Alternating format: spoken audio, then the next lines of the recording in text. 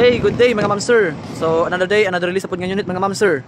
Okay, so kani nga unit is atong setup gani is 4x2 day 17 loaded setup mga ma'am sir. So panag-iya ni Mr.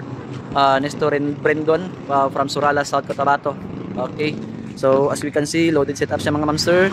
So kanina naa siya brand new outer mags. So si sir nagpilian ang design niya. So naa siya front steel bumper, hood chrome sa yung siyempre sa hood. So na fog lights. So naka fully tinted mga ma'am sir. Ano, so morning kilid niya. Check na to. Morning sa itsura niya sa kilid. So nasa roof carrier sa likod niya. Napa siya steel bumper sa likod, stepboard niya. Okay. So sayang sulod, check natong sulod. Alright. So kanina siya mattings, brand new mattings, extension seats sa yung likod. Okay, dire. So ordinary seat ni mga ma'am sir, no. So napos siya mini fan dira para malagpog ng aircon sa likod.